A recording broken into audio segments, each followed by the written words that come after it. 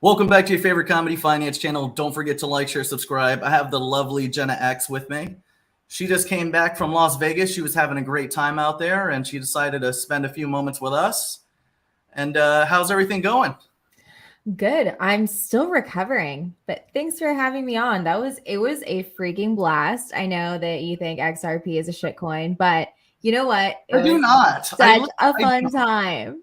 See, everyone makes me out to be this fucking bully all the time. And it's like, no, I'm just really opinionated. I mean, I could get along. I mean, look, I argue with a lot of my subscribers and my members. And sometimes I talk shit, sometimes they talk shit. But, a lot of us got to buy XRP 15, 20 cents. And clearly people bought bottoms and they sold tops. I did over a 10X. It was like at least 11 or 12X on XRP. And I was buying XRP. If XRP hits 10 cents, are you going to buy it? I know everyone's going to buy it. I would buy it. Why not? Of course I would. I believe in it. But yeah, I don't think it's a shit coin or no, absolutely. I don't look at coins like that. I look at them as just opportunities. I like certain brands out there, but the only brand I care about is my brand. And like for you, your brand is JENNAX, so you're going to care about your brand, Right. And for me, I know a lot of different influencers out there, they try to build their brand around just one coin, and that's their coin. I like you because you're diverse. There's a variety of different coins you like. I've seen you like Zen, XRPnet, and what are the other ones? There's a lot of different ones that I like actually, but I'm glad that you brought that up because, at first I was like all XRP, that got me into the space. That was cool, right? But once you're good with your bag and you feel good about it and you want to diversify, I swear to God, I thought the XRP army was going to fucking kill me whenever I was like, listen. It gets tribalism. And I think personally, it's that's what happens in the beginning of your career or the beginning of your evolution as an investor, right? You kind of go through those tribalism moments, and then after so many years, you kind of get an idea of okay, not many people really actually give a shit, because as soon as they see 10, 20X, you're out the back door. You know what I'm saying? Right. And then we're going to different islands and yachts, and I saw you partying on a yacht the other day. Las Vegas. I mean, everyone pretends I got all the money. She's the one that's traveling everywhere. She's the one that has all the money, not me. But, still, it's an opportunity. Every person is always saying the same things. They buy the bottom, be in early, or why do they tell you? But, be there early, Well, why? So you could buy at the cheapest price available. Right. You could hold long-term, and you wait till the next big payday. There's a couple of coins that I like right now, like ABT, Jasmine, PRQ, Bluezil, Dragon Chain. And there's been opportunities for me to sell recently. Like PRQ did 3X 2 times. Bluezil, since call, has done 4 2Xs and 2 3Xs, and I haven't taken profits yet because I'm not here for single digit multipliers. I like to hold a little bit longer term, and I want to hit double digits. And if I get in at the decimals, maybe we could do a triple digit, but at the end of the day, because, and I'm sure you've experienced a couple cycles already, right? So you already know that and it's okay to make smaller multipliers, but you already know what the real shit feels like because you've already experienced those double digit or those higher multipliers. You're not going to be fucking around with your token count. You really want to hold things long term, right? Right. And I get what you're saying. A lot of the ones that you talk about and where the money is are those low market cap gems, right? Yeah. Because and I know one that I like that you do too is SHX. Both these other ones that you mentioned. Yeah, man, Tammy's hot. She's definitely hot. Look, I'm into that's why. Yeah, look, listen. Look, I'm into finance bitches. Okay, I'm all about finance bitches and also finance bitches. But, there's nothing like a woman that's, into finances or knows business a little bit and kind of talks the talk. And I like those things because I feel like they're kind of like me. And we might be the greediest people in the world, I know. But, but at least we have something in common where we like to put the work in. We like to go through the tribulations of holding long term. because we know what that big payday feels like. And when that big payday happens, we're going to the islands together, baby. And that's what it is. And that's what I like about this space, is because, you know, ever since I got into the crypto sector, I don't even want to talk to a woman that's not in crypto. I can't even think about it. I'm just like, no, I'm okay. You know, I don't talk to plebs. Sorry. You know, it's hard to have a conversation with people who aren't in it because they don't get it. But that's like what you want to talk about, because it honestly has become our lives. So, I mean, that's what we're into. What else are we going to sit and have a conversation about? You know, if it doesn't come into that. I think back to the times where, you know, I was working a 9 to 5 and I was working at M&A firm, no weekends and all that stuff. And it was just a nice 40, sometimes 50-hour a week job. And life was good. Mm-hmm. And I gave up all of that to work 24/7 and, you know, losing 60 or 30% of my money and waiting for that big payday. But you know what? It's worth it. That was such an inspirational story. Oh my God. But no, I mean, look, I'm obsessed. You know, I'm addicted to crypto, and I love developing. I like building with different communities out there, and I think we all have a good time, and you know, it's fun. You know, I recently, you know, I never used to be an NFT person ever. Okay. I know you like NFTs a lot, but after seeing a barrage of your tweets all the time, you know, I was like, oh, you know, maybe I should try to make an NFT, you know, and I made a few or whatever with one of our artists. Like for me, look, I don't like doing things by myself.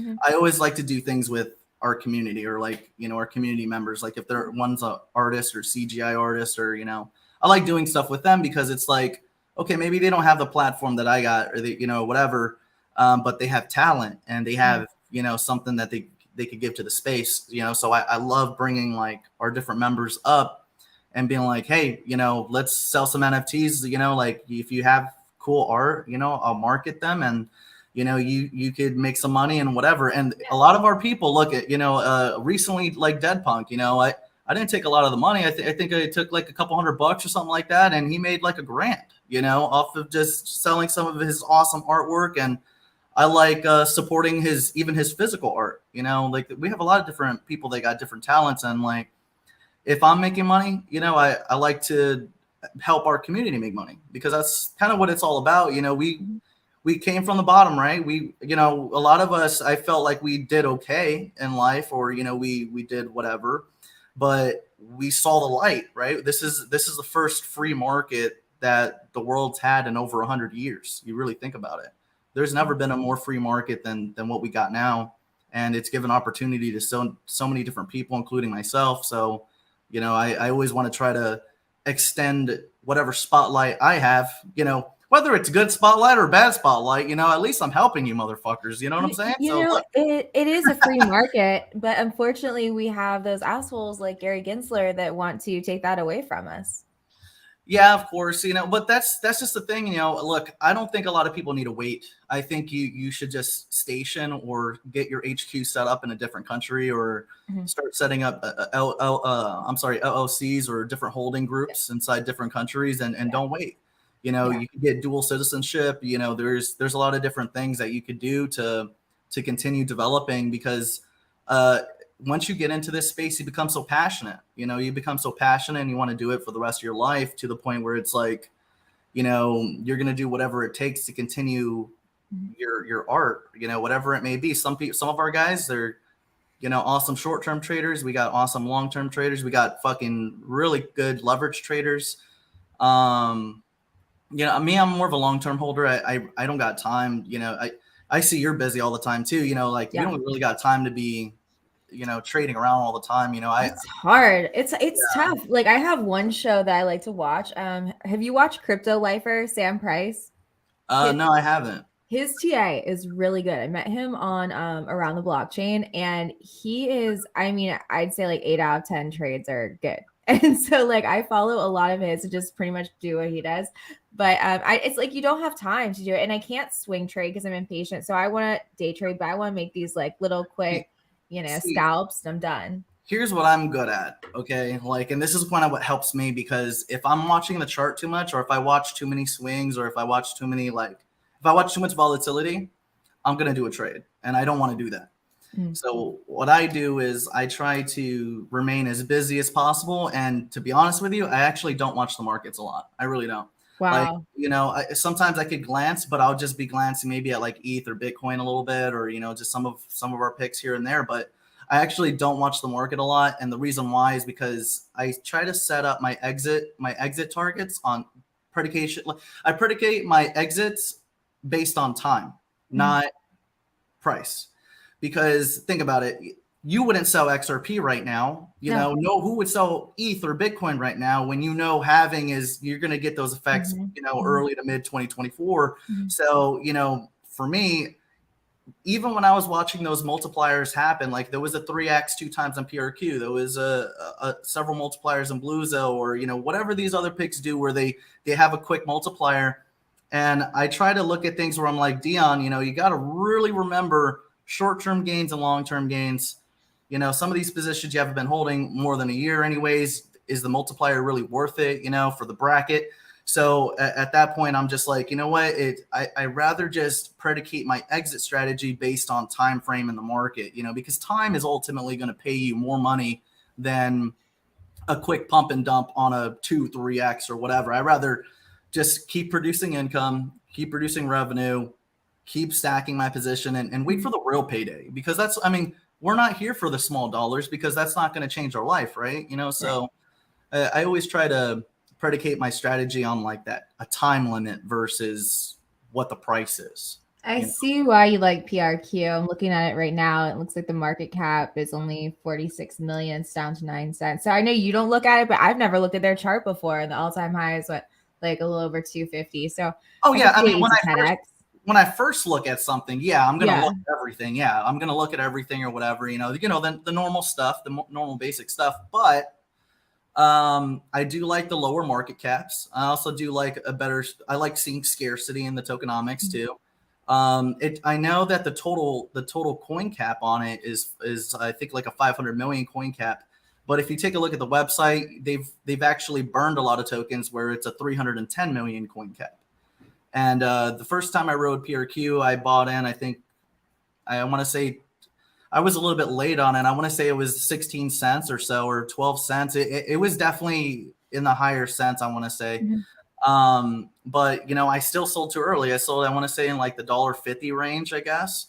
But the all-time high on it was $2 last cycle, So now that I see the opportunity present itself, I'm like, I really want to secure a decent bag on this and hold until the 2025 range, 2026 range, and kind of see at that time where we're at, and I tell a lot of our guys too, for me, I'd rather not have any considerations about selling anything until mid 2024, just to see where we're at. You know what I mean?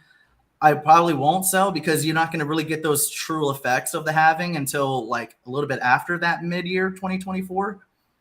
But it's good to take a look at your risks and take a look at where you're at, because if you think about it, even small amounts of capital right now, if you bought between now and the last 6 months, you were able to get a very secure position for very low amounts of capital. And that's what I try to really take advantage of. I'd rather have more token counts than anything and kind of go a little bit further out. You unlocked me, so I think I can get into Odd. I think you have fixed my email for me. But I haven't been able to check it out yet. Do you have a portfolio tracker in the app by chance? Or are you going to be integrating? I don't, but I do have. We could. Think about it. It's our app, so we could customize anything to it. It just launched in January, so it's still brand new. But I've been updating it every week. I don't make any money on it. What I do is all the revenue I produce on it, instantly put it back into my dev team and make sure that we continue to update it, make it faster, stronger. And then for the guys, sometimes they tell me, hey, we want this feature, we want that feature. And if it's something I could do quick, then I'll get it done, I think that's the biggest thing. And that's why I asked is I started helping out with a company that has one that tracks your crypto and everything. But when you're talking about like when you're getting in, getting out, I think the biggest thing is that people don't have an exit strategy, and you have to sit down. You have to think about, when am I going to take these gains? Because it really helps to take the emotion out of it.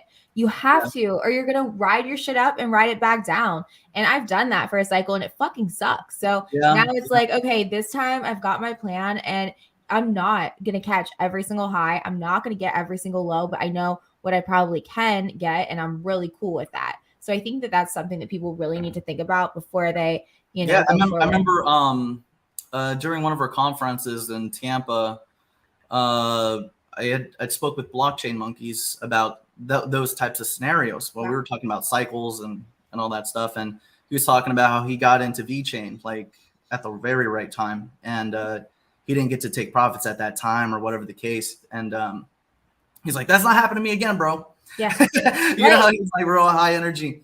Exactly. But, you know, but still though, like, yeah, everyone is going to go through that. And, you know, that was a lot of like, when we were towards the end of last cycle, you know, that was something that I was always afraid of myself. I was like, man, I'm not going to be one of those stories, you know, I never want to be one of those stories. I do think it's good to take your initial investment back after a while. You know, I think I feel like it's healthy if you want to do that at a 10x, take your initial investment back and then let the rest ride. I think that's healthy. But I'm the greediest little hot dog you ever meet. So I believe that. I really, you know, I don't know. I'm very greedy. So I really want to like ram it. I want to knock it out of the park. And a lot of our people, I mean, we're very loved for this, and we're also very hated, you know, for this. But, you know, unfortunately, I do love buying bottoms and selling tops. But what protects me to get those monster ass double digit to triple digit multipliers is predicating on time. Because if you know you're early, anyone that's watching this video, anyone that's here right now buying crypto, are we in agreement that we're early, right? So there shouldn't be FOMO, right? We're here early. So because I know we're early, and because what we're projecting for the cycle coming up, and you know, with Trump already talking interest rate cuts, or for them already talking about the expansion of the debt system, I mean, we're going to add $1.5 trillion to $2 trillion. Okay.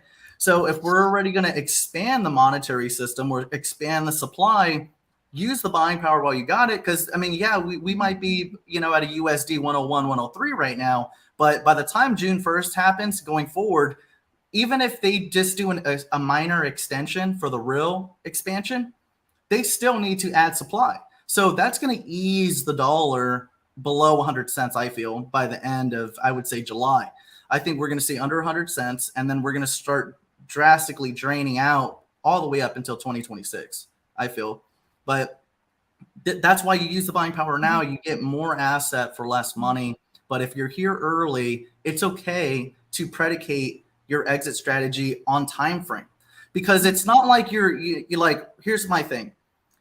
This type of exit strategy works because we're early, right? This is why it'll work. But I wouldn't recommend this type of strategy Q2, Q3 of mid bull cycle in 2021. You see what I'm saying? And I think that's where people fuck up, because it's not about when you got into that position. It has nothing to do with that. It has everything to do with the macro cycle of things to figure out, you know, when the best time to get in and when's the best time to get out. And I do feel, because so many people didn't get to pull the trigger on time last cycle, I feel like they're going to end up making a second mistake this cycle. And, you know, I do want to warn a lot of you guys out there that, you know, and what's fucked up about this is when I used to business broker, my directors would always tell me something funny. They would always say, Dion, stay stupid. Don't ever get too smart, because you're going to ruin it for yourself, you know? So I always wanted to make sure I stayed stupid. Okay. Look at me now. But look, you know, but look, the reason why I say this is don't get too smart on that type of aspect, because I do feel like a lot of people are going to pull the trigger too early this cycle because of what happened in 2021, because of that big dip. So they're going to sit there and be like, I'm not going to let this happen to me this time. I'm not going to let this happen to me this time. And they're going to pull the trigger way too early. That's what I see happening. So that's why I feel like considerations time, you know, where you're really taking a look at everything, mid 2024, kind of really look at everything and kind of get an idea where you're at, you know, and not just in the market, you know, maybe financially or maybe your life. You know, a lot of people are going through different things right now. I mean, we may be investing, but we're still in the midst of a recession, and they should have been in a recession last year. I mean, we had 2 quarters of negative GDP growth last year, and the government never admitted that we were in a recession. In fact, they hid the first 2 GDP reports, and then they started changing around the numbers and changing around CPI reports where they didn't even add in like shit like housing. Like that, it was pretty crazy. So I do think that even if you miss that last cycle, you know, this is going to be an even bigger one. I feel it's going to be an even bigger one. What do you think? Like, what's your forecast like next, you know, couple years and all that? Yeah, I mean, I think it's only going to continue to grow. I mean, this is like you said, we're early. This is baby phase, and then after the next halving, everything. I think altcoins are going to be not all of them, but a lot of them, all-time highs, new all-time highs. But what you were mentioning, I just want to touch on is not everyone right now can just put a huge chunk into one token or this and that. And that's why, like, I feel like a lot of my community does the DCA, which is fine as long as you're DCAing into dips. Like, honestly. No, but I was a DCA guy, to be honest with you. I'm terrible with that shit. I try to, but I'm just, you know, if I see something, like if I feel like it's a bottom, I bomb the fuck out of it. Like I will bomb the shit out of that bottom. And it's like not everyone can always do that. And I get that. So this is one of the reasons I like Zen. I don't want to buy Zen, right? I don't have any desire to buy it anymore. But what I do is mint it and batch mint it. But what I think is cool is it's just because I want to test this out because it's so early is you can do it on 10 different blockchains right now, but it levels the playing field for people because they can batch mint it, not just like to one address, but it's pretty much like you're doing it to max amount of addresses as you can on MetaMask. Some it's like 128, some it's like 64, whatever. But you can claim it like whenever you want to. So you can actually, like, some people are doing like these month-long mints where they're putting in, like, let's say they paid $200 in gas fees, but then they're cashing out. Maybe it's, you know, $2,000 right now or whatever that amount, but they're making money. But whatever your strategy is, you know, you can play the game however you want, but the ecosystem's completely huge and it's deflationary. But all you have to do is pay gas fees. You can go on pretty much any chain. So for people who don't necessarily like have, you know, a ton to put into other crypto, it might work out because it's like really, really decentralized. And then they have all different other projects that are being put on it where people may want to just buy the Zen. They don't want to be patient enough to mint it. So that's why I like that project. It's fair crypto. Zen on one, like, so there's going to be like XRP/Zen on the, like you, like, all right. So Zen, right? Is it kind of like you could pair it with another coin? Is that what you're saying? So right now there's Zen on like 10 different chains. So you have like on Phantom, I can mint for whatever, a few cents, and it's FM Zen. On Binance is B Zen. So the regular Zen is your ERC20 Zen. Yeah. So there's one everyone, but they're working on the X1 blockchain right now. Jack Levin's doing that. But the whole point is to be fair crypto, delayed gratification, everything. But all of these other projects that are going to be built on Zen, they burn Zen. And then the thing is with Zen, it gets harder and harder to mint. It reminds you of like early days of Bitcoin, right? Where you could mine like a ton of it.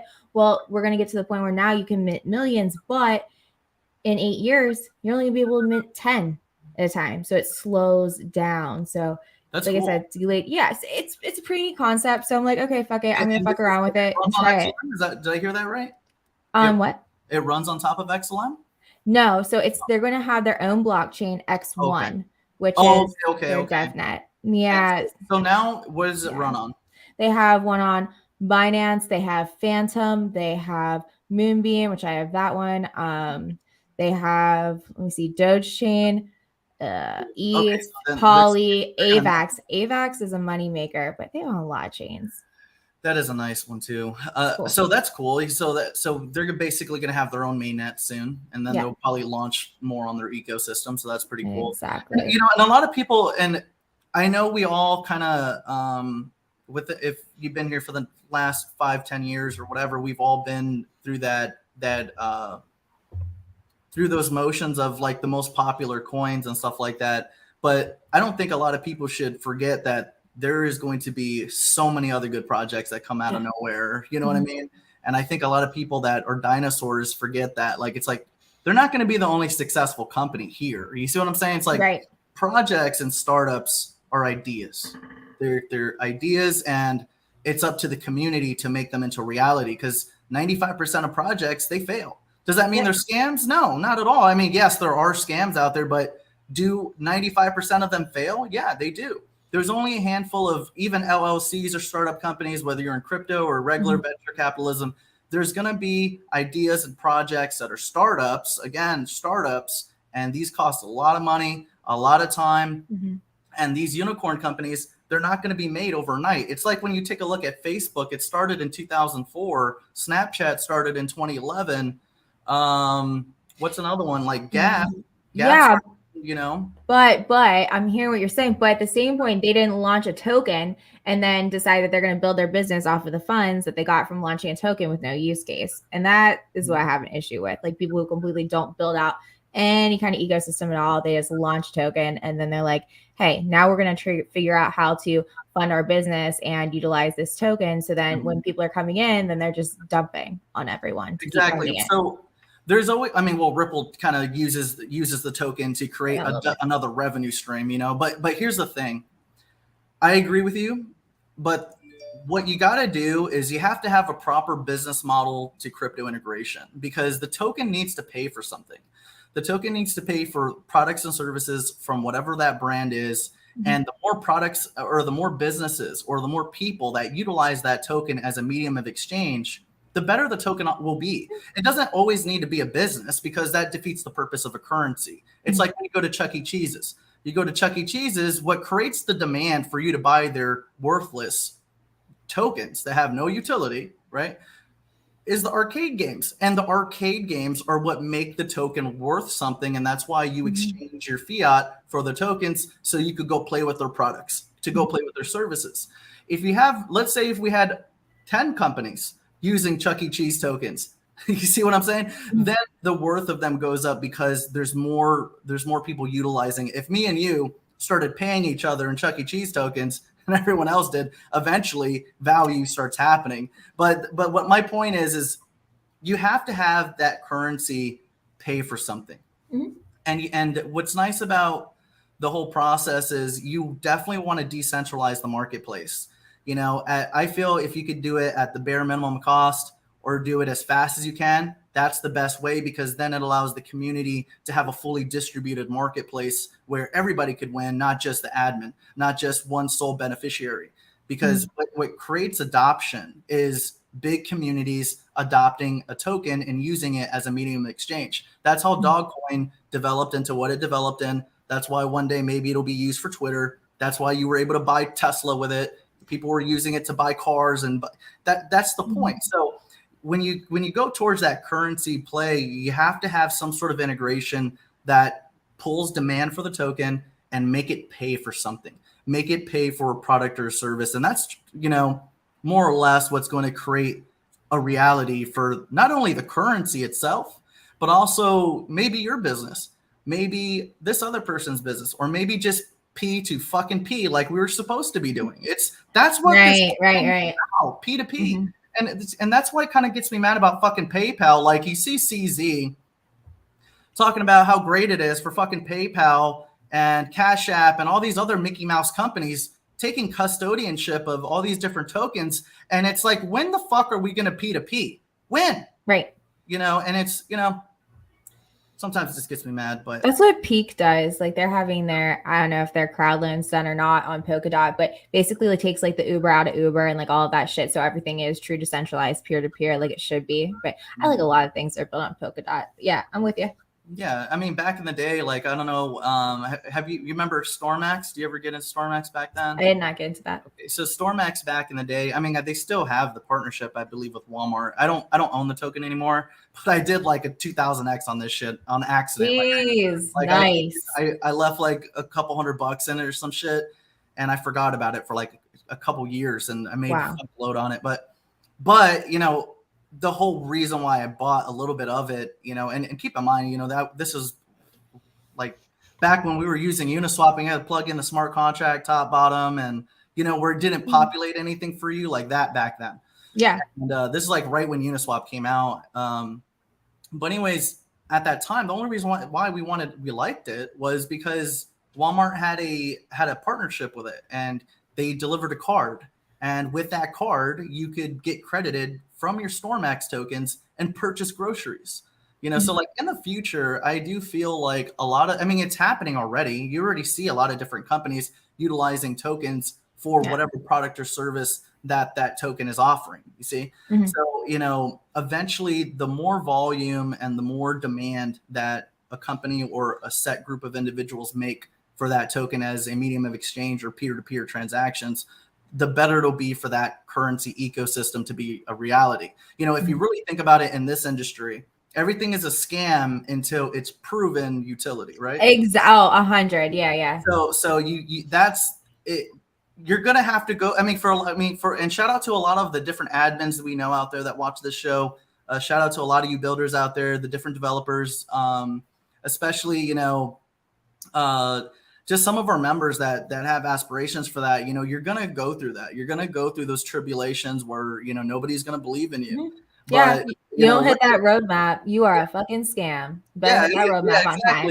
So look at Richard Hart. Richard Hart, everybody said he was a scammer and all this other stuff, and eventually enough community brought it to where now people talk about it, people like it, or whatever the case. And you're gonna go through those tribulations, and it's a lot of work, a lot of time, a lot of bullshit. But I think with enough perseverance, a lot of these different crypto companies are going to emerge successful, especially if you're learning now. Everyone's going to go through those tribulations, but I do think that for what I've seen, not only within my community, but different projects out there, like we have CEOs from Coinbase that are on OddApp now, like ArcBlock, Robert Mao, Joey from Dragon Chain, and a variety of other projects like Byte Storage or like different ecosystems. I mean, we got somebody that's a builder from just about every community out there now. And I see what a lot of people go through and stuff like that, but it's just a process, but when you're finally making, like when all the pieces start fitting together, that's when everyone's like, oh shit, this is actually, something. So, I do think that everyone has to go through that trial and error, where it's like everything's a scam until you prove utility, bitch, Exactly.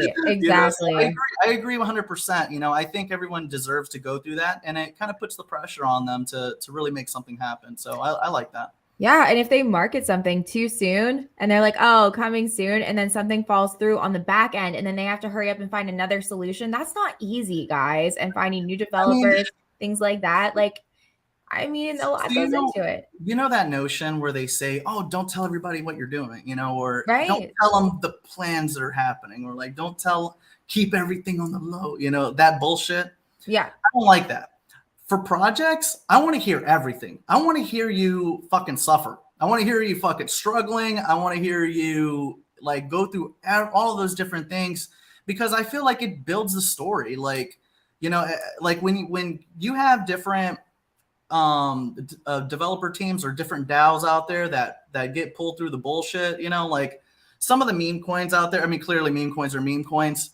However, I'm going to use this as an example. This is not a reference to go buy this shit, okay? Because it could go to zero by tonight, okay? But for instance, I didn't get to buy the Wall Street bet coin or whatever the fuck or whatever, but I heard about it. I heard that, they got rugged and, the bullshit, some people made money, some people got rugged, whatever, the whole typical buy sell thing. Crypto. And yeah. And yeah, it's rug or be rugged. Don't forget, but I got to hear the story, and there was a new coin they made called Wall Street Bets Classic, and they're trying to do it the right way, and this is what they went through, and whatever, I get it. Classic. Yeah, you know what I mean? Yeah, like Luna Classic, like fucking when this. I mean, I can't believe they found this guy with a fucking butt plug, but but anyway, wait, what? Yeah, a fucking what's his name? Dao Quan or whatever. Yeah. Yeah, they found a ledger in his asshole. Yeah. What? Yeah, he got caught. When he got caught, or whatever, when he got caught trying to switch borders or whatever, they found a fucking ledger 6 inches in his ass. I'm just kidding. I don't really know I don't know the inches. You know, could be 8. Oh, that's so funny because I just saw like a butt plug the other day. Like I thought it was a joke, like that you could stick your ledger in. I'm like, Are you at the store or do you see it online? No, it was on Twitter. It's hilarious. But like, yeah, I'm not really into that stuff either. You know, to be honest with you, I think a vagina is enough, guys. You know, we don't need to go anywhere else. But you know, look, I do think that. I do like to hear those stories, that not the anal story clearly, but the project. You know, I like to hear those trial and tribulation stories because a lot of people think that it's like so easy, and it's not. It's like these are startup companies, and it takes a lot of fucking money. You could burn through easily over 6 figures, and still you're at the beginning stages of what these things could cost. You know, when you have like a real project and you're busting your ass, you got years in, shit like that. You could easily burn through over 200 grand, you know? So, you know, I can imagine the passion that some of our developers have and some of our admins out there, you know, I can imagine that. So, you know, to hear the story of where you came from, you know, the bullshit you went through, you know, getting backstabbed, you know, or all the bullshit. And then you still emerge victorious. You still built something. You still came out and did something. Like, I love those stories because, you know, I feel like a lot of us in the crypto sector are running away from that story. We all came from this old unfair monetary system that didn't provide the biggest opportunity for us. It didn't provide a free market to us because it didn't, you know, it was not set up for us, you know. And now when you're going into a new sector, you actually have a chance. You know, maybe you're not a builder right now, but what happens one day you fucking buy, you know, some shit coin or some meme coin and you make over $150,000 on accident. And then you're like, oh my God, this is amazing. You take profits and then you say, well, what am I going to do now? You're going to go back in the markets? Like, yeah, but some of these guys that get really lucky out there, they get inspired because of something like that happening to them. They're like, dude, I want to build something. Yeah, but also a lot of time, and a lot of them fail. And I'm not trying to be pessimistic or whatever, but I'm being realistic. A lot of them just get lucky off of a fucking whatever coin it was, completely broke before that. And now they want to go and make a project and know nothing about, you know, the ins and outs of business or creating a project or anything like that. So, I mean, I found a couple like 12 or 13-year-olds that were throwing up like these NFT projects in the XRPL. And I'm like, wait a minute. Like, well, you know something? Fuck it. Let's go. You know, I like, man, you know what? It's not going to be a perfect journey. I think everybody in the crypto sector has made mistakes. I think everybody in the crypto sector has like fucking got rugged a few times. I mean, I've gotten rugged. I don't know how many times. Oh yeah. You know, and I know a lot of people always think I'm the one that's rugging, you know, and trust me, I will if I can. But, you know, like, he said, he's so honest. He said, I will if I can. Yeah, no doubt. You know, trust me, if there's 100x in front of me, you better fucking believe it. But, you know, there's also times where I'm not on the good end or whatever. You know, there's certain times I've lost over $50,000, you know, so, you know, imagine fucking trying to come back from doing that or losing. There's a lot of people that lose 5K, 10K, 100K. There's a guy that lost $1 million on USDC. Remember, that was sad. I felt like that was sad because basically when he was trying to do the transaction, I guess some sort of trading bot maybe, or I don't know what. That, I mean, there had been more to that story, but I mean, I can imagine, you know, somebody losing money trying to buy a stable coin. I mean, look at Luna. These are all different types of things that can happen to you. And, you know, a lot, I mean, I've certainly gone through, I mean, I'm sure you've gone through a few rugs, you know what I mean? Oh, yeah, definitely. Emacs was my first one. Well, which one? AVAX? Emacs. I bought the top of Emacs. Yeah, fuck. God damn it, Kim. But yeah, you know, I remember there was this guy that tweeted yesterday. He was like, I've gotten fucking rugged 4 times in the past 3 weeks. That's a good problem. I was like, we are so back. You know, like this is bullish. Yeah, this is bullish. I was like, you know, we're in a bull cycle if everyone's getting rugged left and right, you know. I've already gotten rugged on like 2 meme coins and shit like that. I bought Jesus coin. I'm down like. Yeah, what is that? Like, I saw you like with Jesus the other day. I was like, Yeah. what is he buying now? No, well, I saw Jesus coin. You saw Jesus? Yeah, I saw Jesus, and I was like, I'm in. I think I only put, I put like $100, whatever. I paid a lot. I paid like $40 fee, but I just wanted to be like, involved, That's everybody's problem. Yeah, you know what I mean? I was like, I'm just gonna, I'll throw a couple $100, and I did buy the classic, the Wall Street Bets classic one, but still, like, I'm not gonna get rugged this time. I mean, not rugged hard, but just a little. yeah, I'm just gonna get a little bit of carpet burn, There you go.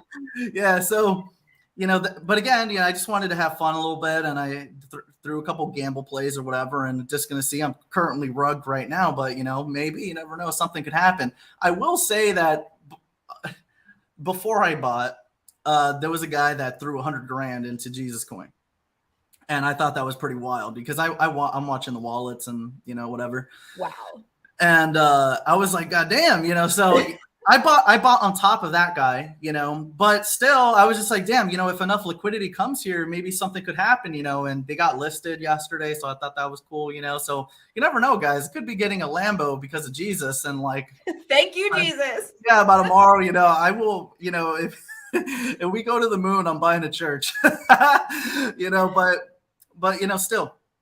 It's just to have fun, and I do think it's when you're playing with meme coins, it's good to be safe. And I do think a lot of the viewers out there and a lot of people on Twitter, they should realize how hard it is, for people like me and you, Jenna, because people feel like we're gonna hold their hand, and it's like, no, it's like we're talking about what we see and what we're doing, and I can't tell you when I'm like. Me, yeah, I love talking about when I'm in and when I'm out. And the reason why is because I want credit for how many multipliers they got. I'm very, notorious for that. I want the credit. And so I do happen to do that. And maybe people don't like that. Maybe people do. But, a lot of people don't do that. But again, a lot of people don't need to. They don't need to tell you any of that stuff. That's their information. And if they want to buy or if they want to sell, that's up to them. It's their money. It's the self-custody. That's the whole point, Like I see some of the influencers out there, they're like, I'm going to hold this for 3 months or I'm going to hold this for a year. And that's the agreement. That's the social agreement per my Twitter account. Like all this weird shit. And I'm like, no, this got to stop. Like we can't be fucking like seriously like as like there was this one guy that was like, he was like, you took profits on XYZ pick or whatever, and that was fucked up, and I'm like, I'm sorry, I'm not gay, okay? I'm going to sell whatever the fuck I want. I'm going to take profits. So, unfortunately for you, I'm here to make money. So, and I guess I think what the problem is like you have a lot of people out there that try to push this narrative that they don't sell or they never sell, and it's like, dude, no. It's like, don't tell people that. You shouldn't talk to people like that. And you shouldn't pretend like nobody, like this is not a team sport, okay? Like no, it's not. It's not. Team as much as we can for the sake of community, but let's be real with each other. You know what I'm saying? And I tell people that on Twitter, like today when I was fucking going back and forth with people, I was like, typically I would have just blocked them or axed them, but I'm kind of getting to this point where I'm like, man, kind of need to put reality in people's face a little bit and be like, look. If I see fucking money to be made, I'm going to make money. I'm here to make money. And if you don't, someone else will. Yeah, exactly. So that's why, I try to be as transparent as possible. But at the same time, I do think that a lot of people need to stop relying on influencers to tell them when and, all that stuff. And that's for instance, like on OddApp. On OddApp, I have a pin section of all these different picks I have on Radar and all these different plays. Like everyone knows the 5 picks I like. Okay, I'm like, hey, these are the ones I like. I'm gonna stick to these, and that's what I like. I don't got time for that shit. Like I don't. I'm not a short-term trader. I don't like going back and forth. Like I'm just too busy for that. So I'm like, hey, these are the 5 that I like. But don't forget, we got a pin section of over 100 different picks that I've seen or have on Radar. Or I like them, and they're good. They're decent picks. Of course, do your own research, but like, there's more than 5 good companies. There's more than 1 good company. And I can't afford to get all of them. I can't Zen sounds like a great pick. I can't afford to get another pick right now. Like I'm I'm gonna stick to what I got. And, I wouldn't buy Zen though, is the thing No? right now. I would only no. I would pay the gas fees to mint it and hold it, but Oh, and okay. collect it when it matures. But I wouldn't just go buy it. I mean, people do, but I wouldn't. Oh, okay. So XRP, let's say, you know, I wouldn't buy XRP right now because I can't afford to have XRP right now. You know? Well, you don't know how many years, how many tens of 20s Yeah, of maybe. years. Yeah, maybe like in a year, I have extra money. I'm like, all right, I'm gonna buy, you know, whatever. But that's my point. It's like a lot of people think that it's like I have to buy every good pick they ever heard about, or else I'm mean, or you know, like this evil person. And I'm just like, dude, I can't afford. I'm just one guy, you know. So I try to afford what I can. I try to stick to my 5, and then if you know, as time goes on, if performance is malperforming, or if I hear admins do dumb shit, or you know, something comes up, then maybe I'll consolidate to 3 picks or 2 picks or 1 or. All right. Well, while I have you here on my channel, I would like for you to give me the down and dirty on Dragon Chain. I love Dragon Chain. I think Joey's fucking G. I think he's based as fuck. That's first off. And I've done interviews with him. I think that, I mean, the fact that, you know, they're still in operation, they're still servicing people, still helping people. You could still utilize the token. You could still utilize the nodes. I mean, everything is there. Like literally everything is there. They're under the same scrutiny that Library Coin is. They're under the same scrutiny that Ripple is. Are they in a lawsuit? Are they in a lawsuit right now? Yeah, there's no difference. There's no difference between the XRP lawsuit and the Dragon Chain lawsuit. Well, okay, but you know, yeah, Ripple has more money, so that's the thing. How much money does Dragon Chain have to fight this? I mean, it was one of the biggest ICOs ever, you know. So I mean, clearly they're still fighting. So the fact that they're still fighting and asking for a judgment and they still can't get clarity. It's just you're in the same battle. In fact, Dragon Chain, you know, and this is no knock against Ripple. I think if Ripple wins, Dragon Chain is blowing up. Library Coin is blowing up. Every coin that's ever had this scrutiny is going to explode. That's what I feel. But like I'm saying is, you know, they have an easier case to win because they're an ERC20. This fucking retard, Gary Guzzler, fucking he's already said that ETH was perfectly fine, not a security. So what is Dragon Chain's ERC20? It runs on top. Well, no, now something can be a security, then not a security. Yeah, right? or a commodity. See, I don't think it's going to be security or commodity. I think we're going to go towards a currency or a new type of definition for these things. And the reason, or maybe property, it's going to be different. And what we're watching right now is 2 big ass ugly octopuses fighting over jurisdiction. You have the commodities exchange. You also have the securities exchange fighting over territory that's not theirs. Right. So we're about to be introduced to a third monster at some point, you know, so, or the monster is about to be created, whatever it may be.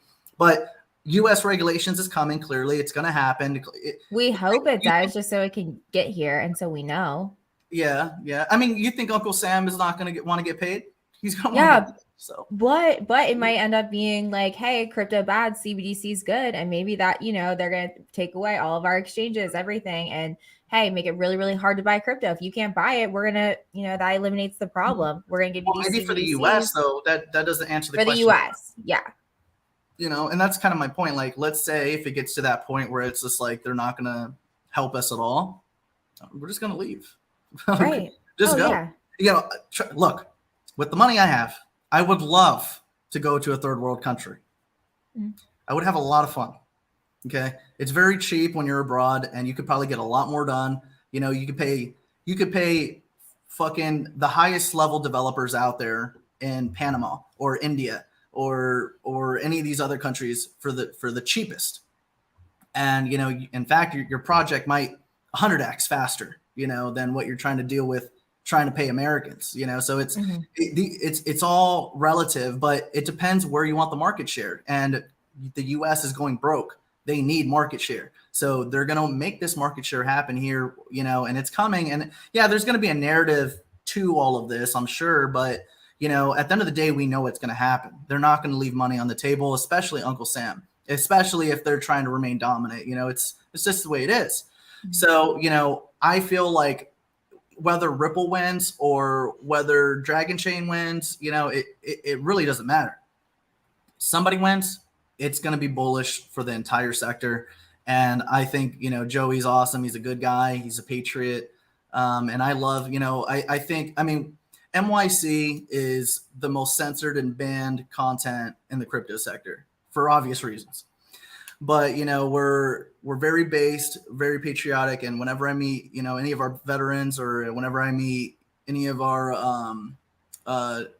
I mean, pretty much any fucking patriot out there that's like, for real, this is a two-party system hoax, and they're really scrutinize. I mean, as an American, I feel everybody should look at government with a raised eyebrow. That's the entire point. That's your job. You know, for some reason, somewhere down the line, a lot of Americans feel that being suspicious of government is somehow anti-government. It's like, no, you're like anti the people. You're just like, they're supposed to represent us, and if they're not representing us, we have to put them in check.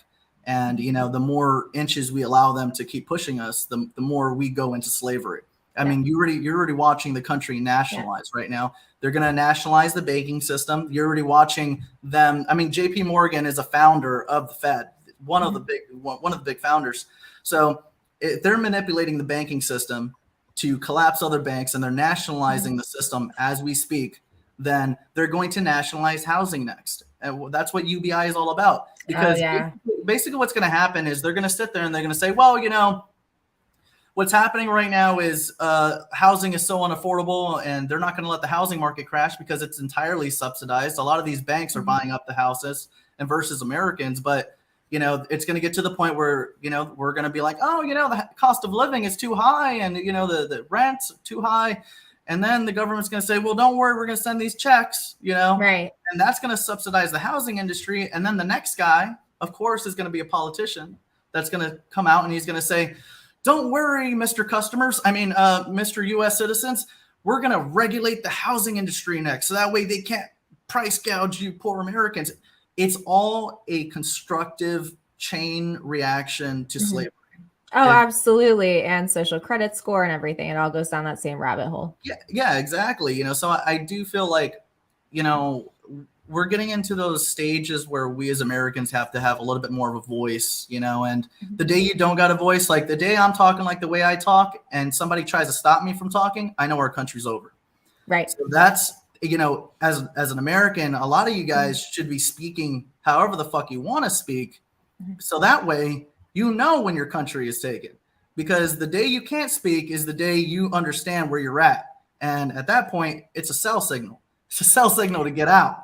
So, you know, so that's why I, you know, I try to talk the way I talk. And I really want to catch a vibe for, you know, who hears the flag out there, you know.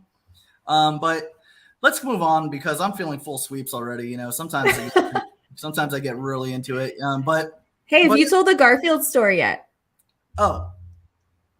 Have you told that to your viewers yet? I don't think so. Guys, I just learned about this. So, like, over a decade ago or so, I liked, well, I used to love selling cars. Selling cars was awesome. It was like one of the best times of my life. This is before I became a business broker, a real estate agent, you know, all that stuff.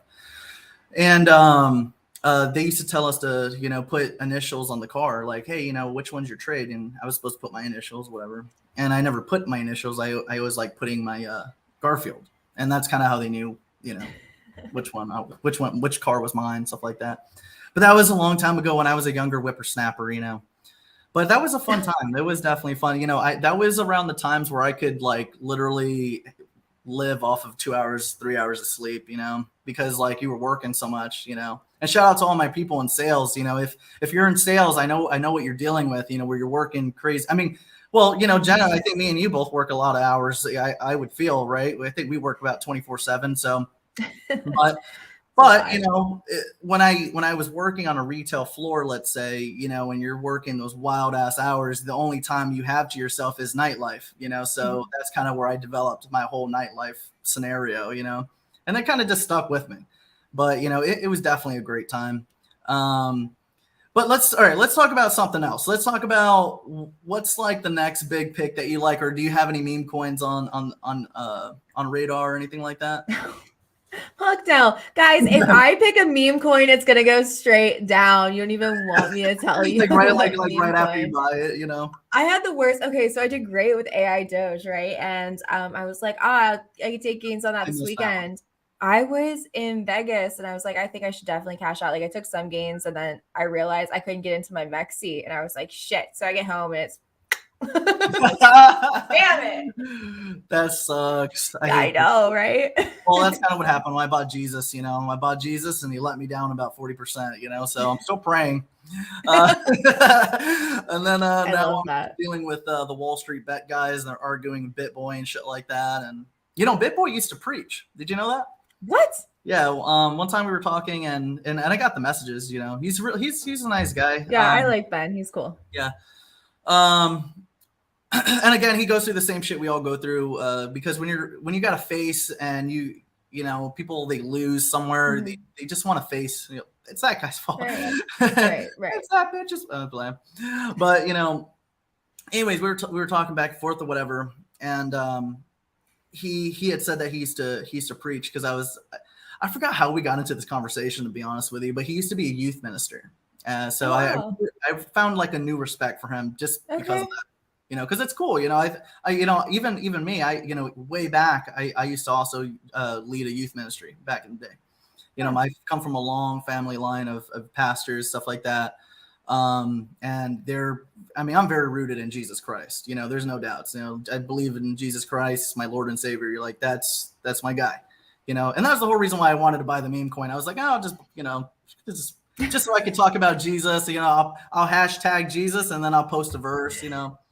But it's just kind of cool, you know, you get to meet people a little bit more and you kind of realize they're humans, you know what I mean? And I think a lot of us, you know, we go through different things, and, you know, a lot of different people, they have different narratives of us. You know, some of us are very, you know, good people to a lot of people, and on the other end, they're like, no, that guy's evil, you know? Right. So it's like you get both sides of the coin. It's like one time I met Kathy Wood at a Halloween party. Oh, cool. Yeah, and we were there. I went there with the CEO of the Hooters USA Corporation. He was the person that invited me, and they had like a monster ass mansion, but it looked kind of spooky. Like, it was very spooky. I mean, this thing was like a mausoleum, you know. And she was standing next to like this big green pole and shit like that. And I got to talk to her a little bit. And at first, you know, when I'm thinking of bankers and shit, I'm like, I wonder if she's like a gecko or something, you know what I mean? Like, she's probably one of those lizard people, you know? And so, you know, I went to go talk to her or whatever. And she was actually a very beautiful person. Like, she is actually a very devoted Christian. And she named her hedge fund after the Covenant Ark. Ark? Is that what that is named after? Okay. Yeah. And, you know, I took pictures with her. It was really cool. And, and you just get to meet a different side of people. I just like seeing that, because it's like everything is about money in this sector, and it's always nice to kind of get a little bit of the background story of different people, and to kind of hear the come up and stuff like that. Like talking to Blockchain Monkeys, he's come from a very colorful background. Yeah, I love him. He's been through a lot of shit, you know, so I respect him a lot. And you know, just you know, I like hearing what's your story, Jenna? You're just like some random chick that ended up on crypto. Like, what happened?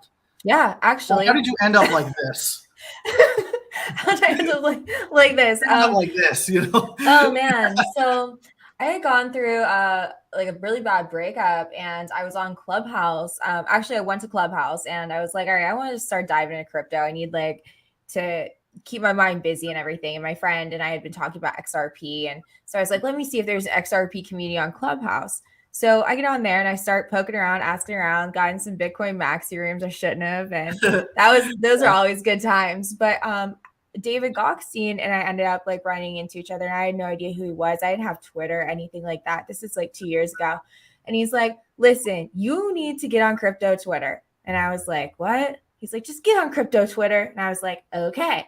So he put me onto it, and then like just kind of like blew up ever since. He's like, go talk your shit on here. And I'm like, all right. And then I loved it ever since. And then I did like some podcasts for him, and then ended up like branching, going my own way and everything like that, which God only knows what that even is, but I just know I want to keep on going, and I'll stumble, I'll figure it out. But I can't get enough of this shit. I'm addicted. Like, I'm addicted to blockchain. I'm addicted to the new financial system, literally everything, meeting people. But it's like what you were saying, like when I went to this XRP conference, I've never in my life had people come up to me and ask me to be in a picture with me. I'm like, dude, I'm some girl like off the internet, right? And it was so cool. And they were just amazed I was a real person. Right. And I was like, yeah, I'm a real person. Like, who the fuck you think you're talking? Like, people want to talk so much shit, they'll troll. But that's what I love about Ben, right? Like, he knows how to handle his fucking trolls, and I love it. So it's cool. Yeah. It's a really cool experience, but only going up from here. I'm trying to be nicer. Unfortunately, I made this resolution the beginning of this year, and I said I was going to become nicer. And I made the same resolution last year too, and it didn't work out. So this year, for sure, I feel like I'm doing a way better job of being nicer. I definitely want to make sure that like I treat people a little bit like I'll be a little bit more patient with people. I have I'm very like I can be kind of short fused sometimes, but I try to be a little bit nicer and stuff like that and cooler. I've met some of my haters sometimes like in person and shit like that. They kind of give me the idea that they don't like me, whatever, but then like start talking shit back and forth. We talk a little bit, and then they're like, okay, so basically you bought the bottom, you sold the top. Yes, there is in fact buyers and sellers in the market. That's right. So like, there's always some shit like that where it's just like, okay, bro, and then sometimes, we pop bottles together, and that's what I want to do. I like having a good time. I like having fun. I like making money. And, the more people we can have fun with, the better. And that's kind of what it's all about for me. I think something that cracked me up was I got to meet one of the original architects of the XRPL, right? And he met me. We got on a Twitter space, like after everybody got back from Vegas. He's like, you're way more sane than I thought you would be. Thank you. Like, you have I guess everyone has like, the showbiz face, maybe. I don't know. You seem like a person that you're going to be you wherever you go. So I don't really think that you don't really seem mean at all. You seem pretty, I just used to talk a lot more shit on Twitter. And honestly, after a year of therapy, I've really calmed down, guys. It works wonders. A year of therapy. Wow. A year. Yeah. I'm a year in. Maybe I should try that out. We'll see what happens. I don't know. I'll kind of be a big bill, maybe. It's not been cheap. Well, so what it's like, so it kind of takes a toll on you a little bit, right? Where you get too much bullshit going on. It's always at the end of every cycle. Yeah, right. I'm like, all right, end of the bull cycle. Here we go. Let me just put my account on silent today. Uh-huh. Yeah, I can imagine. Yeah, I kind of went through a little bit of the bullshit too. So, but yeah, but it's fun. I think it's a good time. So. We got anything else that you want to talk about? I don't. Is there, other than Jesus and the Wall Street, another meme coin you want to show me?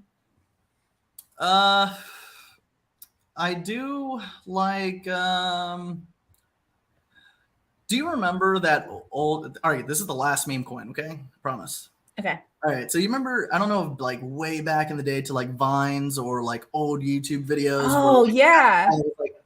Dude, suh. You remember that? No. You remember the suh, dude? Oh, no. Man. So there was this guy that was like always like baked out of his mind, and like he was like, "Cha, bro, suh." Oh, yeah. So there's a coin called suh, dude. So like now whenever I'm going into the Twitter spaces, like no one talks about anything. You just go in and they're like, everyone's activated and they're just like, dude, suh.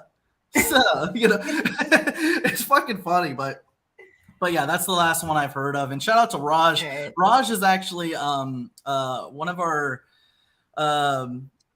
he's like one of our Taliban people. And not like for real Taliban, but so MYC is like comedy finance. We like, I have an M&A background, but what I wanted to do when I left corporate was I wanted to make a fun comedy oriented place. So I made up funny shit, like, because I used to like XRP back in the day too. And I was always pissing off a lot of the different people, like Bearable Butters and shit like that. And he would get upset because I was always in the comments and I was like, because the wife changing thing that you don't like? Yeah, yeah. I started that. I know you did. I hate that. So, so you know, all the funny echoes you hear around the chain, like around the crypto sector, about 90% came from me. Like, all right, Oh, you're that guy. Brad Garlickhouse came from me. Chris No. Larson, David Shorts, the Holy Donkey, Jerome Bowles, Jed the Judas. Yeah, I love that one. Yeah, Jed the Judas for sure. And then I guess there was a lot of things where we used to say like wife changing intensifies or, you know, whatever. I never said wife changing gains. I didn't like that. Now, actually, what's the difference if you add gains or not? I think it's like when you say wife changing intensifies because it's funnier. Because basically, the only reason why I would say it is when somebody like would show something bullish, or they would show a meme of like a woman like misbehaving or not listening, you know, doing the normal shit you women do. But you know, doing that type of shit, and then I'm like, wife changing intensifies, you know, like it's just so funny. But I think that I take it too literally because I'm like, if you're gonna wife change, you need to do it before you make a shit ton of money. Exactly. Because otherwise, it's not gonna happen. Like, it's gonna be miserable. You're gonna lose your money. So in the midst of that coming out, my first videos, the intro was. Oh, you were coming out? I missed your coming out. What? You're coming out, you said. No, I meant when I first. oh, with you. A joke. All right. See, I should have got that. But, you know, so when I first started MYC, the first intro, motherfucker, was like, the first video was like, all right, welcome back to your favorite comedy finance channel and another episode of Divorce Now, Make Money Later. So I used to say that. So we had like literally a bunch of like, I mean, we have a lot of women in our network, you know, don't get me wrong. That's awesome. That's like, great. That's great like, to see. Like we have a lot of finance bitches and they love when I call them that, you know, and I used to say, shout out to all my fine ass bitches out there and shout out to all my finance bitches out there, you know. And then we would go into Divorce Now, Make Money Later. And we had literally like so many different like divorcees of people swarming MYC. And they were like, yeah, you know, it was funny. I mean, like, but, and there was always like, you know, pack your bongs, you know, we'd be like, all right, pack your bowls. We're going straight past Uranus. We're going to be the first crew in. We're going to be the first crew out the back door, you know, straight to fucking Panama. Like we used to say all those sorts of things. And, you know, we have so many different mottos out there that people started using. Like now it's like rug or be rugged or, I mean, there's a fucking laundry list. I'll have to send them all to you and then you can start using them. Yeah, but then you're gonna be like, that was my line. I want credit for that. And then you're gonna be in my like, you know, replies. Which one? Which one? Oh yeah. Yeah. No, like, that was mine. I actually really don't. I seriously don't do that. I really don't. Like a lot of people. See, one thing I don't like that, and shout out to you guys. I love your sport. One thing I don't like is when our viewers are mean to other people, because then the influencer thinks that I'm the one being mean. I don't like that because I don't. I'm actually a really nice guy. I'll talk to anybody. Oh, when your entourage is bullying people. Sometimes they're not my entourage, you know, like close. It's just like, you know, the community. Sometimes we get different community members that get so amped up from the comedy that they could be kind of circus like. And I love that, you know, but at the same time, like, I don't want you guys to be like in the comment section of someone else's channel. And then maybe they say something like, you know, we're going past Uranus. And then they're like, MYC said that. You know, I don't want you guys to be like that. Oh my God. There was a hilarious core and solo meme video that someone made of you. And it was so funny. Oh my God. Yeah, they don't really like me. But, you know, look. It was hilarious. See, the reason why they don't like me is, first off, I mean, yeah, that was one of our mini calls that we did well on and stuff like that. I mean, some people, they only met me from like Q4 of 2021, and we've been here for over 3 years, you know, so like we've been doing calls before and after and all that. But you know, we did go with solo, but I was the person that was like, look, this is a nice bottom or whatever. But at the top of this thing, you know, we were waiting on this big announcement from Bob Ross, and I was excited for this announcement, and it sucked because at the time you know, he was like, oh, you know, we're going to come out with this IOU token called Core. And I was like, what? Like, bro, we were waiting on a Binance listing. What the fuck is this? And as soon as he had said that, I was like, man, I'm done with this. I'm out, because I know if everyone is focused on this token and now you're about to launch another token, now you're going to have a capital interest split. A capital interest split is when you have one team that's like talking about or highlighting one thing, and then out of nowhere you just hear something else. Now you're gonna split the community in half, which is going to split the capital in half. Let's say even if the community stays together, you're going to split the capital in half. Yeah. So as soon as I saw that, I was like, that's a sell signal. And, you know, I was very transparent. I was like, guys, look, I'm out on this, because as soon as he said that, I was like, this is a capital interest split. You see this shit happen in all different types of markets. This is not my first rodeo to any token, or especially within the financial markets. You see a capital interest split, it's a sell signal that you're going to split attention. You're going to split capital up. Even if you keep attention all on the same team, you're splitting capital. So you're going to hurt the scalability. As soon as that happens, we're out. So, you know, of course, this was at the end of the bull cycle. So, you know, after $1.5 trillion left the total market cap of like $3 trillion, you had a bunch of people sitting there like, oh man, it was a pump and dump, and this is that. I'm like, hold up. So you motherfuckers are going to sit here and say that this is a pump and dump, when clearly everyone and their mother knows that if there's some sort of airdrop tied to something, what does everybody do? They pack into it, right? And then they dump right after the snapshot, they dump. Always dump. Exactly. Always. But nobody wanted to admit this. Nobody wants to be real. They rather just paint the cool guy as the evil guy. You know, I'm clearly the cool guy.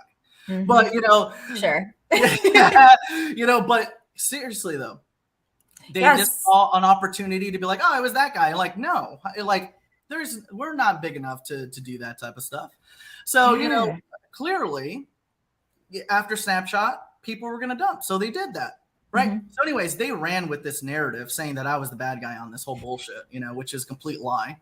So here's what happens. They do this same type of strategy on Core. And I did not participate in that bullshit, because I don't, first of all, it's an IOU token. So it's another migration. So the chain is worthless. They're going to have to swap out their IOU token for the new token that's going to be on IBC. So it's worthless. So, and this is a process some of people have not put together yet. I've been saying it's a migration for I don't know how long. And some people are like, you know, like there was a guy that finally admitted it to me today. He was like, yeah, it's a migration. I'm like, yeah, you weren't saying that a year ago. You weren't. You know, they didn't want to. They didn't want to. I knew it was going to fail 8 months ago. So anyways, they did the same type of strategy on Core on the airdrop. And guess what happened? Went up and then it went right down. And now it's fucking worthless even more. So where's the excuse now? You got no one to blame now. You can't sit there and be like, oh, it was that guy that did it. So when I brought it up, right, here's what's funny. It's fucking golden. When they brought it up again, when I kept bringing it up, they were like, man, fuck Dion, man, fuck that guy, man, he's tough, he's fucking full of shit, you know, you know. And I'm like, really? Okay. So they would tell me this. They would say, but Dion, everyone expected it to dump because it was an airdrop and it was a snapshot. Clearly it was going to dump. Everybody knew that. So was the first one. You motherfuckers weren't saying that to me. It was Solo. You were fucking sitting there saying, oh, no, it was that guy. It was him. It was definitely him. See, but that's what's fucked up about these guys, because they don't ever want to, you know, be real. It's like, yo, just be real. I'm real, so be real.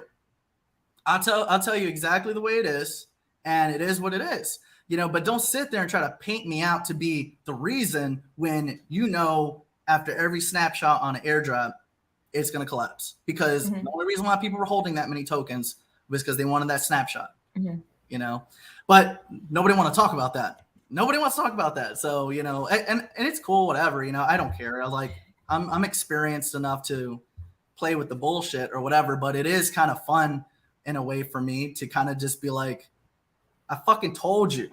Okay. Right. You know, don't be fucking sitting here talking shit about me, pretending like I'm fucking different from you when I'm very similar to you, especially if you're a trader. If you're a trader or an investor, we're very much alike. Trust me. Okay. They're, you know, there has been reports of buying and selling. You know, but but it's the same thing for all those things. Look, if I hear, you know, somebody's migrating or something like that, I'm out. I don't want to do it because typically when you're swapping chains, you know, the liquidity needs to be transferred somehow. So, you know, you don't want to be there for that collapse. You kind of want to do your thing, you know, make the money when you can, but you don't want to sit there, wait for the token to collapse, and then wait for the admin to mint the new one, and then the process of them swapping your old tokens for the new one. You don't want to go through that. Nobody wants to go through that. It's a pain in the ass. Exactly. Now you're going through that long ass duration, all that time that you lost that capital that you could have been using and putting to work. You know, and it's not that I want you as an individual to fail, guys. It's not that. Okay. It's I don't want to fail. And I don't want my people to fail. My loyalty is to my community. Whoever's a watcher of MYC, you're in my community. If you're watching me, whether you love me or hate me, you're my community. So if I see something, I'm going to say something. And you can eat it or not eat it. But that's up to you. And at least I said something. And, you know, to me, I just think that it's like, if I didn't, then what? You know? So I just try to be as transparent about what I feel, what I see. You know, sometimes I could be wrong. I don't know when. But, you know, if I do see that there's a migration happening, then I'm not going to be there. I'm going to take all the money I can now, put it to work, and then maybe I might buy the new chain. But to be honest with you, if I see a new chain gets done and all that stuff happens, like I get very, very discouraged. And the reason why is because I don't want another situation where I spend all this time holding capital in a token and then I got to hear that type of shit, you know? Because look at Gala. Gala was a very... They just did that. Yeah, Gala was a very propagated fucking pick. I liked it. We did very well. We bought it in the decimals way back in the day. It was definitely an over 50x play. And, you know, it was a good project, you know, but here's the thing. You have them minting tokens. You have them dumping X amount of tokens every fucking day or every month or whatever the fuck their protocol was. And then on top of that, now we're doing a whole migration chain to V2. You think Coinbase, and look, I know migrations are common, but that doesn't mean it's right. Okay. Just because it's common doesn't mean it's right. I think everybody hates that shit.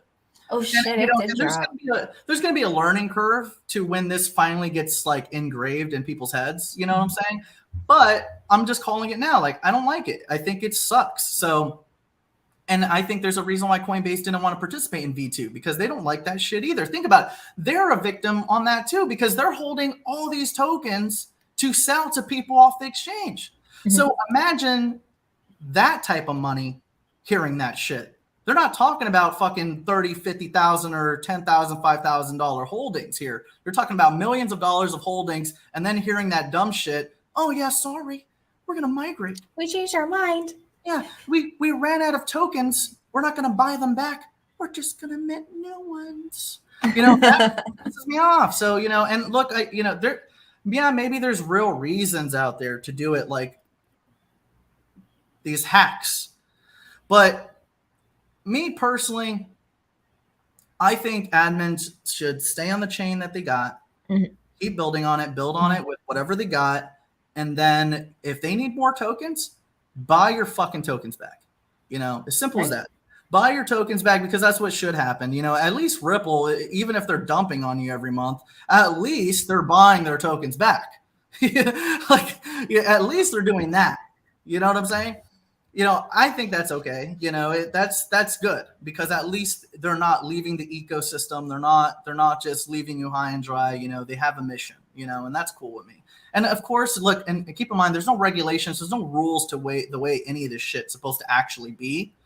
But I think that as experience goes on, the market will slowly create its own rules based on what we don't like and what we do like. And the same thing happened in the fucking caveman days. You know what I mean? Like fucking someone steals from you enough, or enough people feel what it's like to get something stolen from you. Eventually, a group of people say, okay, stealing's wrong. Okay, murdering your friend over there is wrong, you know, or doing this is wrong, you know. It's going to be one of those processes where like the market's going to figure out what it likes and dislikes. And I think migrations is going to be one of the biggest rules that are coming. You know, I think Coinbase, when they did that, I thought that was the best thing that could have ever happened to the sector because I've been talking about that like We did like way back.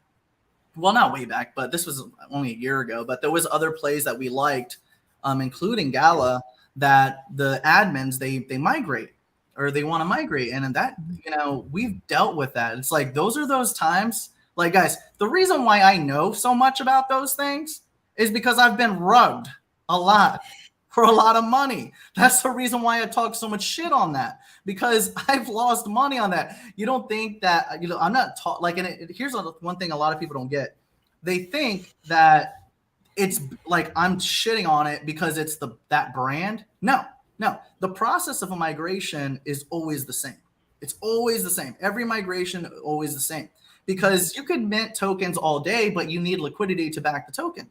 So, you're going to need to transfer that liquidity from the old chain to the new chain. And you're in the midst of holding all those tokens, and someone else has to manage transferring that liquidity over. And then now your tokens are backed by nothing. And then that's why you have the token. And that's why you need to swap over to the new chain. So because I've dealt with the rugging, that's why our community, as soon as we hear that shit, we're done. We're out. And I think a lot of people are going to be that way too, and I think it's starting to come around where it's like, yeah, that kind of does suck, and maybe I'll buy the new chain, I'll buy it. It's kind of like, look at Hex right now, right? You have E-Hex, you got P-Hex. So where do you think the liquidity is going to come from for Pulse? I'm hoping he does it with the sacrifice money, maybe. If he has any left. I don't know. But, liquidity is going to need to get over to Pulse. So in order for liquidity to get over to Pulse, you're going to need a lot of people that are holding E-Hex to either liquidate or unstake their liquidity pools and then transfer it over to P-Hex, because they got copies. They got the tokens. So it's the biggest airdrop in history, but they're all worthless tokens, which is fine. Okay, now you got the ecosystem with worthless tokens, no liquidity. So the liquidity needs to get there, whether Richard Hart does it or, the people that are holding E-Hex got to transfer it over there. There's going to be a lot of volatility when mainnet launches. I'll tell you that right now. And I've been telling people, I'm like, look, I like Hex. I made a lot of money on Hex, probably a lot more than a lot of people that just found it. Okay, I was buying it 4 or 5 decimals over right when it came out. So we did very well with it. In fact, our CTO was the one that called it. Joe was one of our guys that was like, hey, this is, he liked Richard Hart a lot. He introduced it to us and we bought it and we did really well with it. So, but at the end of the day, I'm saying, like, when that mainnet launches, you're going to have a bunch of people that don't want the bad fees. Because think about it, the whole time this has been going on, they've been talking about how bad the fees are and how expensive the fees are. So you don't think that everyone is going to drop ETH liquidity and transfer it over? There's going to be a lot of volatility, and I was talking to some of the Hex gurus and stuff like that. Look, I consider myself a Hex guru myself because I know the way it works, but that's the way all ERC20s work. It's the way all other tokens. Once you kind of get an idea of how an L1 or L2 work, you kind of get an idea of how everything else works. But because of that, I kept bringing it up, but you don't think there's going to be volatility? Half of the crew that were on that video were like, no, I don't think so. And 2 of the guys were realistic. They were like, I think there's going to be a lot of fucking volatility. I was like, no. But that's what I was saying. I was like, come on, guys. Come on. Let's be real. There's going to be volatility. There's definitely going to be volatility. And I will be a buyer. I'm going to buy Pulse from the very bottom because that's what I'm going to do. And I'm going to sit on it for a long time. But, I think it'll be a great opportunity when it comes out. But don't be mistaken that there will not be volatility. That's just my thing. No, I agree with you. Definitely, probably. Yeah, definitely, probably. Yeah. But, let's conclude this. We got an hour and 20 minutes of amazing, beautiful content only because Jenna is here. I want to just thank everyone for showing up to this. And we will see you on the next one. And don't forget to follow her page. She has a YouTube channel. She also is on Twitter. Do you have an Instagram or anything else? Or is this? Oh, no, I don't use that. Just JENNAX.CRYPTO on Twitter and JENNAX Media on YouTube. Perfect. All right, guys. Thank you so much for coming. Let me just end this real quick so that way we can talk about each and every one. Just kidding.